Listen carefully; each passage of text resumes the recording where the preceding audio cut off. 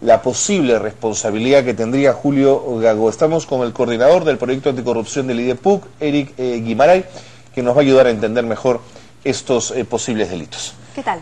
Buenos días. Bienvenido, gracias por estar con nosotros. Buenos días.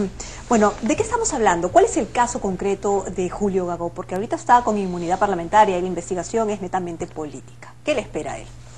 En primer lugar, al congresista Gago se le imputa la galopante prosperidad económica de sus empresas privadas, presuntamente en razón de un uso abusivo o desproporcionado del poder público o político que le da el alto cargo que ostenta. Este hecho, a lo largo de las investigaciones, se han probado una serie de indicios que avalan su responsabilidad de contratación ilegítima con el Estado a través de sus empresas, y no solo viola el Código de Ética del Parlamento, sino además transgrede la Ley de Contrataciones del Estado, que es clara y precisa en la prohibición de participación de cualquier congresista en espacios de licitación pública. Sin embargo, también transgrede el Código Penal.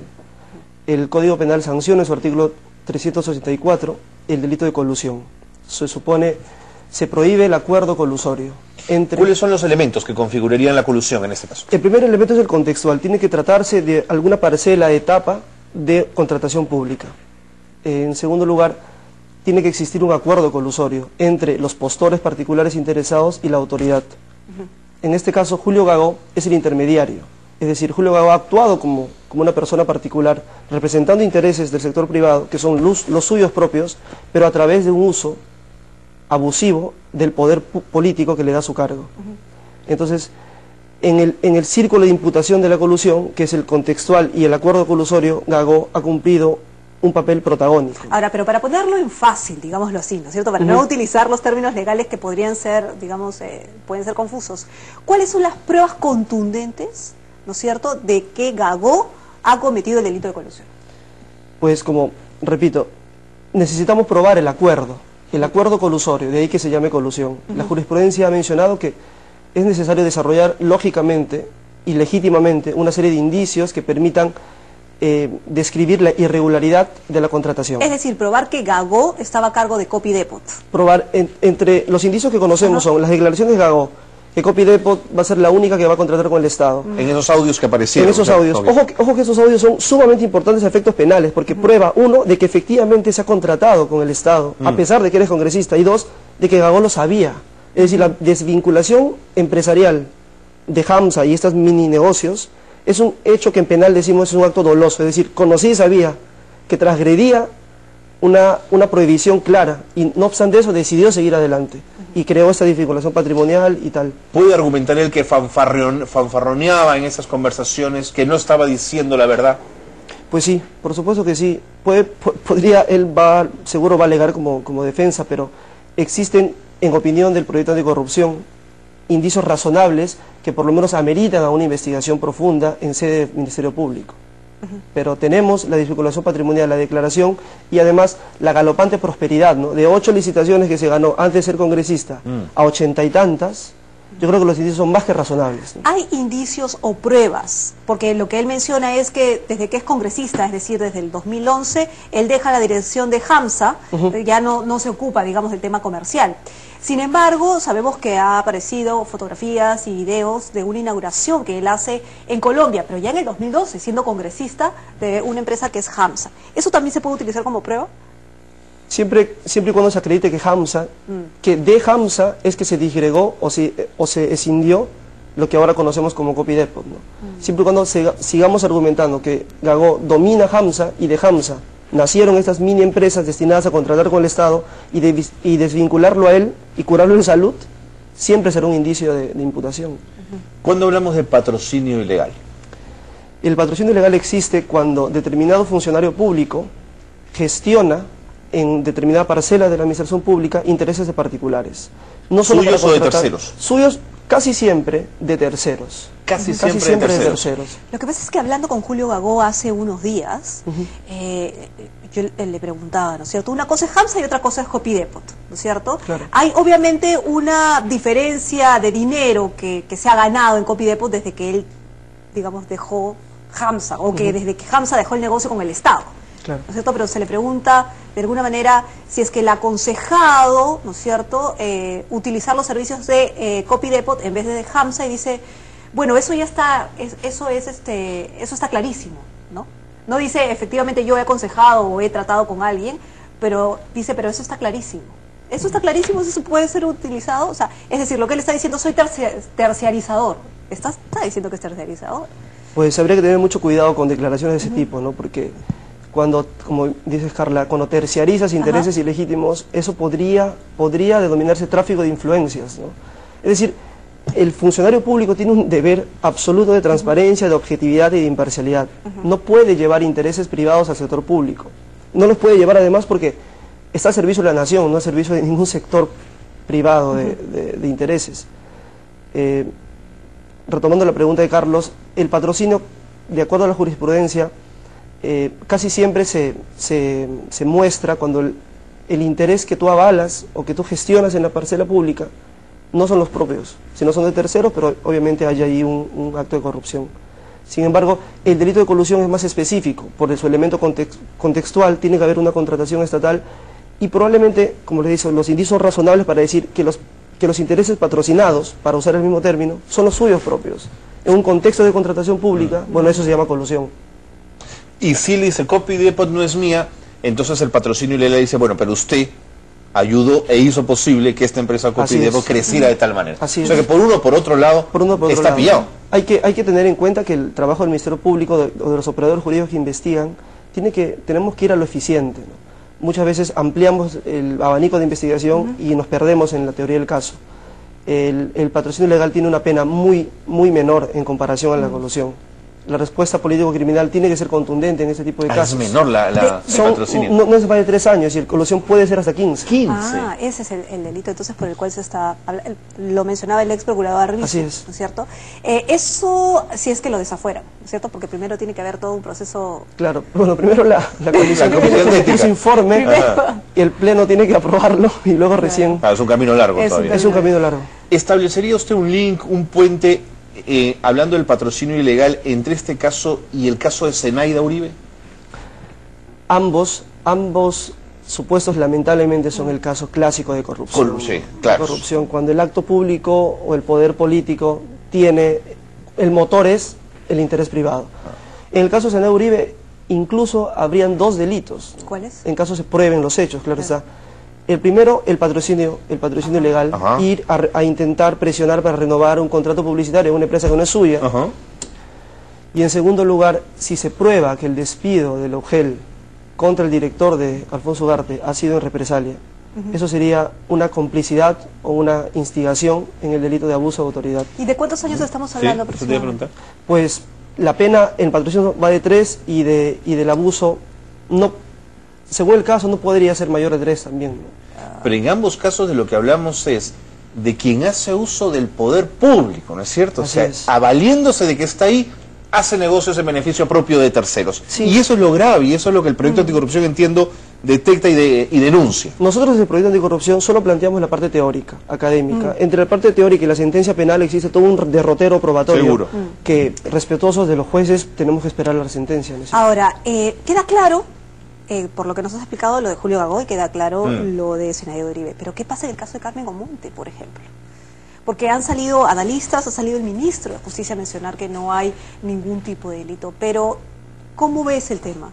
O sea, sí hay delitos, sí hay indicios, porque sigue saliendo nueva información. Tenemos que mantener el mismo argumento, ¿no? La corrupción no es aceptable. Y hay corrupción allí donde lo que fue pensado para todos es aprovechado por unos cuantos. En el caso de la congresista Omonte, hay una prohibición explícita de la ley para evitar que congresistas participen en actividad minera.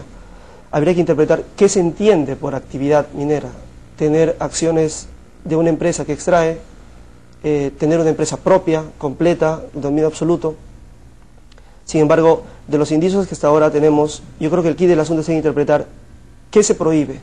¿Y en qué medida se prohíbe? Si 10 acciones, 20 acciones, 30 acciones... Porque eso es, ¿no? El 10% de las acciones... En mi opinión, la prohibición es clara, ¿no? En sociedad, las normas a veces son arbitrarias porque hay intereses que son más importantes, en este caso, que el sector privado no funcione con poder político de sus destinatarios. Yo escuchaba hace poco que el argumento es ¿y qué va a pasar con mis 30 años de empresario honesto? Soy político y tengo que renunciar a todo mi trabajo honesto. Es que aquí no se les dice que renuncien a nada. Lo único que se prohíbe es que la prosperidad económica no tenga como fundamento el poder político del que uno dispone por el cargo que ostenta. ¿Sientes que esa figura está presente en Omonte? Sí, sí. O sea, sí está claro que Omonte está con problemas con la ley también. ¿Podría enfrentar problemas con la ley? Por lo menos en un aspecto administrativo, sí, claro que sí. Hay un tema nuevo que ha salido y es que ella mencionaba efectivamente, y siempre lo menciona, que eso era un proyecto, solamente un proyecto, que no estaba, digamos, siendo explorado, el proyecto que no... Sin embargo, hay una multa a la empresa. Una sanción administrativa. Una sanción sí. administrativa a la empresa. ¿Eso qué implicaría también? ¿En qué manera agravaría la situación de Omonte a nivel legal? Pues eso a efectos administrativos solo muestra que no solo fue un proyecto, que de una u otra manera ya empezaba a ejecutarse. Sin embargo, de allí no podemos dar el salto todavía al derecho penal. El derecho penal es la última ratio de todo, ¿no? Y los indicios deben ser más razonables. La posible responsabilidad que tendría Julio Gago. Estamos con el coordinador del proyecto anticorrupción del IDEPUC, Eric Guimaray, que nos va a ayudar a entender mejor estos posibles delitos. ¿Qué tal? Buenos días. Bienvenido, gracias por estar con nosotros. Buenos días. Bueno, ¿de qué estamos hablando? ¿Cuál es el caso concreto de Julio Gago? Porque ahorita está con inmunidad parlamentaria y la investigación es netamente política. ¿Qué le espera a él? En primer lugar, al congresista Gago se le imputa la galopante prosperidad económica de sus empresas privadas, presuntamente razón de un uso abusivo o desproporcionado del poder público o político que le da el alto cargo que ostenta. Este hecho, a lo largo de las investigaciones, se han probado una serie de indicios que avalan su responsabilidad de contratación ilegítima con el Estado a través de sus empresas, y no solo viola el Código de Ética del Parlamento, sino además transgrede la Ley de Contrataciones del Estado, que es clara y precisa en la prohibición de participación de cualquier congresista en espacios de licitación pública. Sin embargo, también transgrede el Código Penal. El Código Penal sanciona en su artículo 384 el delito de colusión.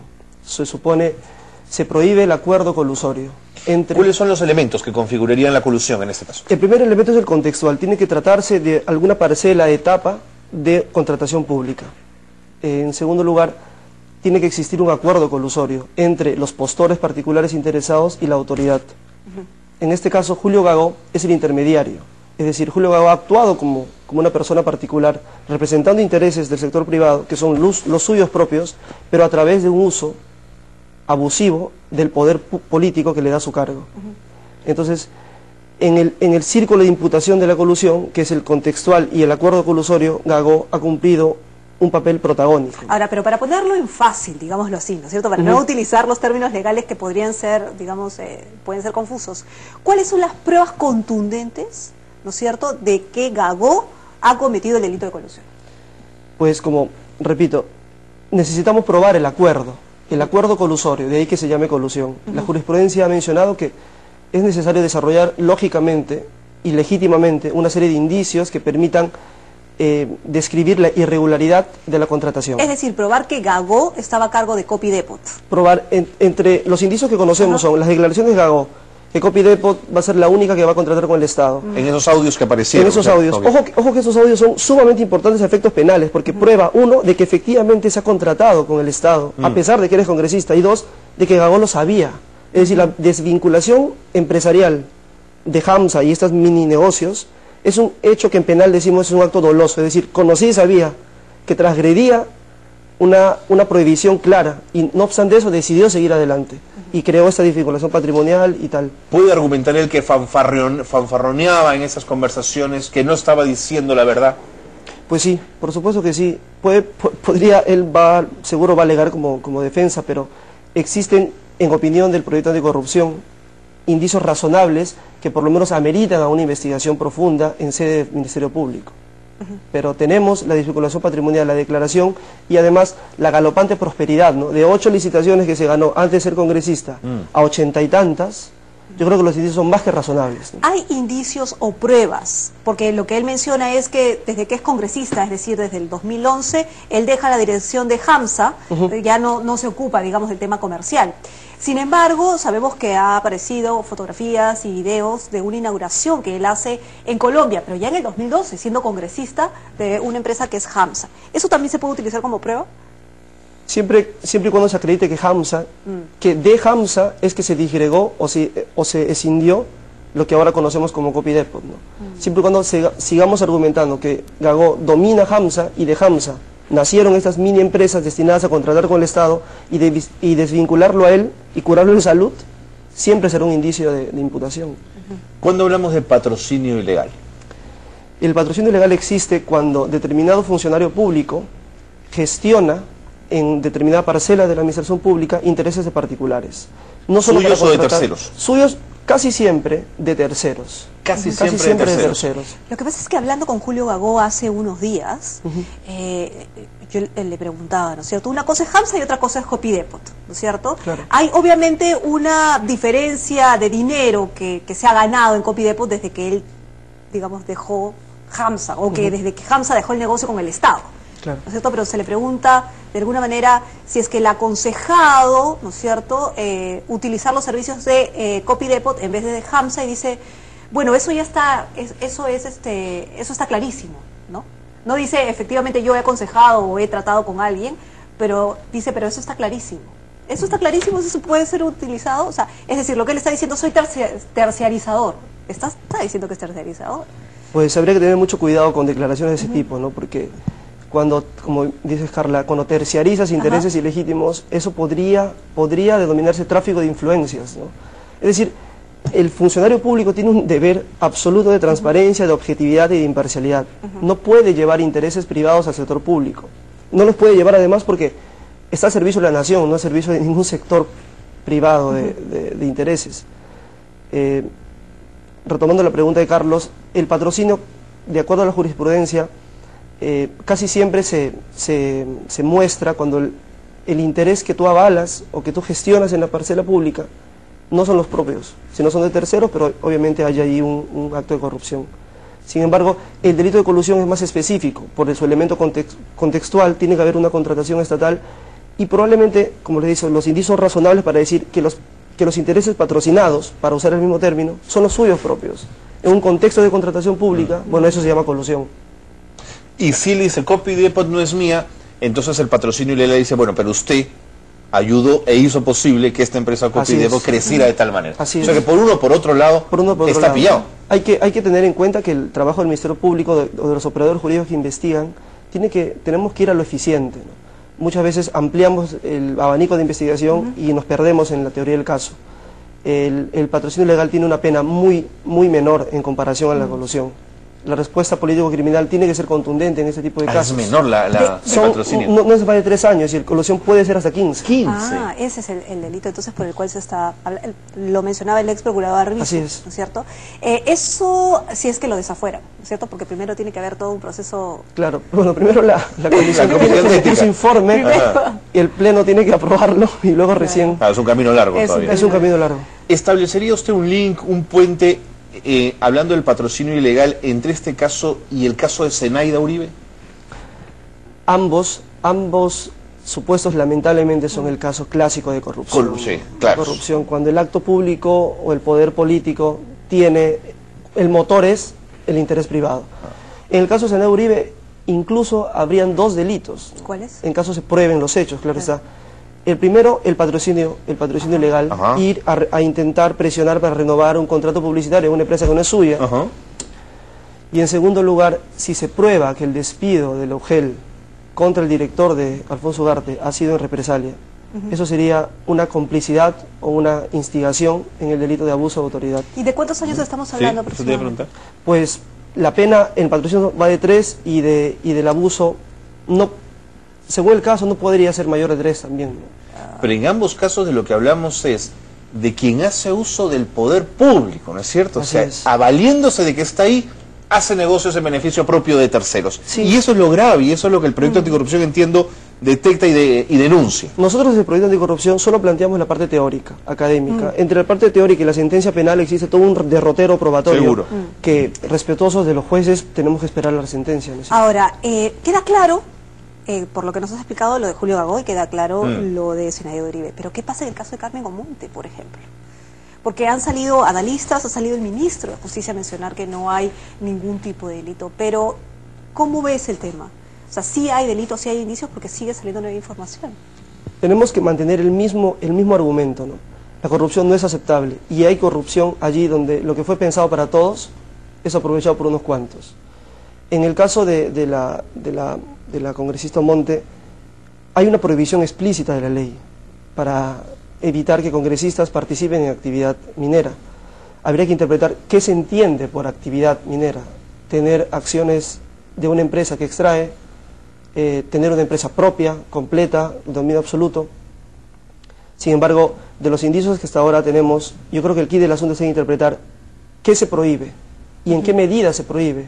Si 10 acciones, 20 acciones, 30 acciones. Porque eso es, ¿no? El 10% de las acciones. En mi opinión, la prohibición es clara, ¿no? En sociedad, las normas a veces son arbitrarias porque hay intereses que son más importantes, en este caso, que el sector privado no funcione con poder político de sus destinatarios. Yo escuchaba hace poco que el argumento es, ¿y qué va a pasar con mis 30 años de empresario honesto?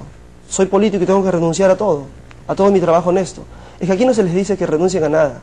Lo único que se prohíbe es que la prosperidad económica no tenga como fundamento el poder político del que uno dispone por el cargo que ostenta. ¿Sientes que esa figura está presente en Omonte? Sí, sí. O sea, sí está claro que Omonte está con problemas con la ley también. ¿Podría enfrentar problemas con la ley? Por lo menos en un aspecto administrativo, sí, claro que sí. Hay un tema nuevo que ha salido, y es que ella mencionaba efectivamente, y siempre lo menciona, que eso era un proyecto, solamente un proyecto, que no estaba, digamos, siendo explorado, el proyecto que no... Sin embargo, hay una multa a la empresa. Una sanción administrativa. Una sanción administrativa a la empresa. ¿Eso qué implicaría también? ¿En qué manera agravaría la situación de Omonte a nivel legal? Pues eso, a efectos administrativos, solo muestra que no solo fue un proyecto, que de una u otra manera ya empezaba a ejecutarse.